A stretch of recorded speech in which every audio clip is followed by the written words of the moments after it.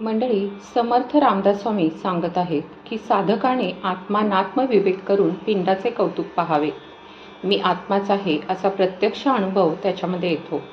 मग सारासार विचाराने ब्रह्मांडाच्या रचनेचे कौतुक बघावे, ज्यामध्ये नाशवंत आसार निघून जाते आणि शाश्वत सार तेवढेच टिकते.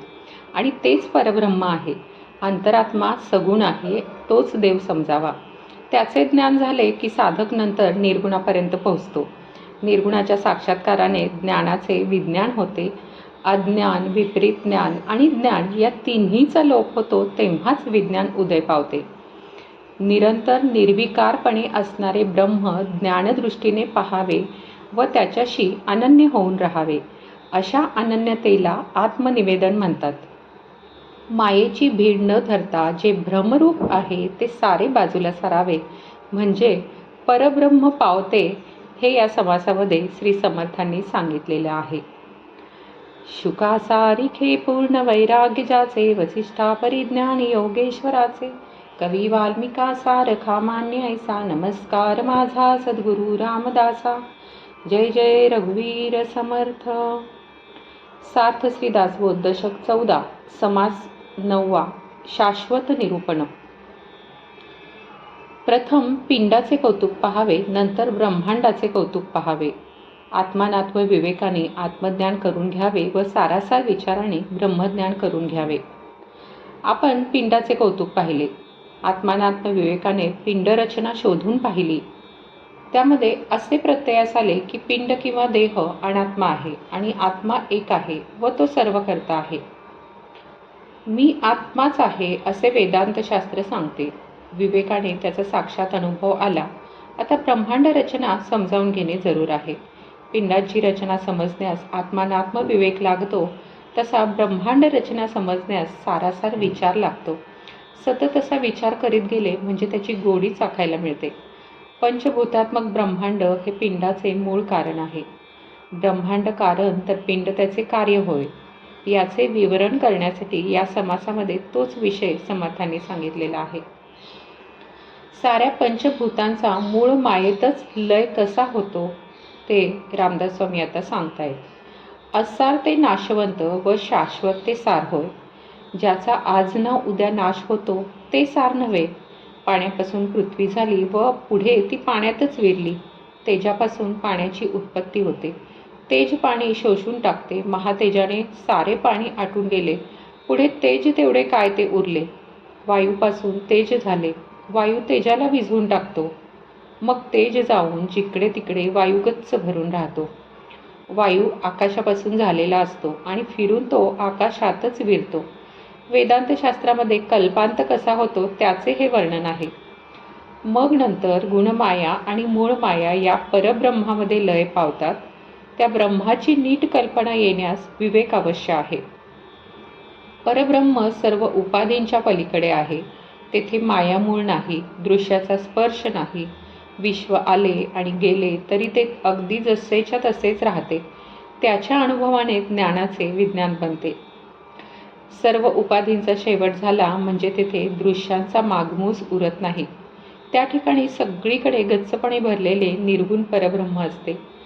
मोठा कल्पांत होऊन सारे विश्व नाहीसे झाले तरी परब्रह्म नाश पावत नाही. मायेचा त्याग करून अशा त्या शाश्वताला ओळखावे. अंतरात्मा हाच खरा देव. तो सगुण आहे. त्याच्या आधाराने निर्गुणापर्यंत पोहोचता येते. निर्गुणाचे ज्ञान झाले की विज्ञान प्राप्त होते. मानवी कल्पनेच्या पलीकडे असणारे ब्रह्म अत्यंत निर्मळ आहे. त्याच्या ठिकाणी मायेचा मल नाही.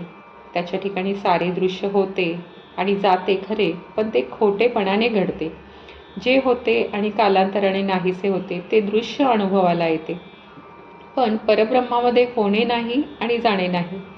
ते विवेकाने अनुभवास आणावे. अज्ञान, विपरीत ज्ञान, ज्ञान या साऱ्या दृश्य विश्वाच्या अनुभवातील कल्पना आहेत.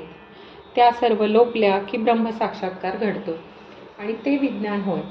निर्विकार ब्रह्म ज्ञानदृष्टीने पाहून त्याच्याशी अनन्य व्हावे हेच आत्मनिवेदन होय. एक ज्ञान, दुसरे अज्ञान, तिसरे विपरीत ज्ञान अशी ही त्रिपुटी आहे. ही त्रिपुटी क्षीण झाली की विज्ञान प्रकट होते.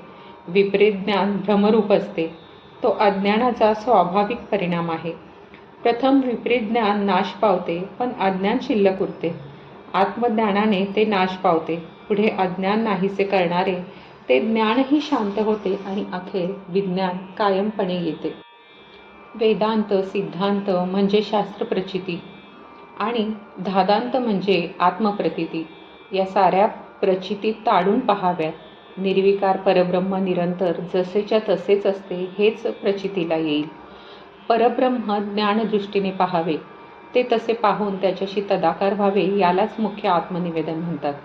दृश्याला दृश्य दिसते, मनाला भास होतो, पण परब्रह्म दृश्य आणि भास यांच्या पलीकडे अविनाशपणे असते. असे अविनाशपणे राहणारे तेच परब्रह्म होय. दृश्याच्या दृष्टीने पाहायला गेले तर ते परब्रह्म कुठल्या कुठे दूर आहे असे वाटते, पण ते सर्व ठिकाणी आत बाहेर भरलेले आहे. ते अनंत आहे, त्यास कोठेच अंत नाही. ज्याची बरोबरी करणारी वस्तूच विश्वामध्ये नाही. जे चंचल असते ते कधी स्थिरपणाने राहत नाही. जे निश्चळ असते त्यात कधी अस्थिरपणा असत नाही. आकाशामध्ये आभाळ येते व जाते तरी आकाश जसेच्या तसे राहते. असेच परब्रह्म निश्चळ आहे. ज्याच्यामध्ये विकार होतो आणि ज्यामुळे ते जे वाढते आणि मोडते त्याच्या बाबतीत शाश्वतपणाची अपेक्षा करता येत नाही. कल्पांत समयी विकारशील सारे पार नाश पावते. ज्यांच्या अंतर्यामी भ्रमाचे ठाण आहे, मायेच्या अंमलाने जे गोंधळून गेलेले आहेत, त्यांना हे विलक्षण अवघड चक्र उकलणे शक्य नाही. भ्रमाने पछाडलेल्या माणसांना ही अवघड समस्या सुटत नाही. दृश्याच्या दडपणाने भ्रमात राहणाऱ्या माणसाला व्यवहाराचे स्वरूप कळत नाही आणि त्याच दडपणाने शास्त्र सिद्धांत काय आहे हेही त्याला कळत नाही. आणि त्याच दडपणाने अंतर्यामी नांदणारा अंतरात्मा त्यास आकलन होत नाही. समजा एखादा रोगी एका वैद्याचे औषध घेतो आहे. त्याला वैद्याच्या औषधांची काही प्रचिती येत नाही. औषधाने रोगात काही कमी होत नाही अशी परिस्थिती आहे. पण त्या रोग्याला वैद्याची भीड काही मोडवत नाही, म्हणून दुसऱ्या वैद्याकडे जाता येत नाही. असा रोगी काही केल्या वाचत नाही हे समजून चालावे. जो राजाला बरोबर ओळखतो तो भलत्याच माणसाला राजा म्हणणार नाही. त्याचप्रमाणे जो देवाला बरोबर ओळखतो तो भलत्यालाच देव म्हणणार नाही. तो स्वतः देवरूपच बनून जातो.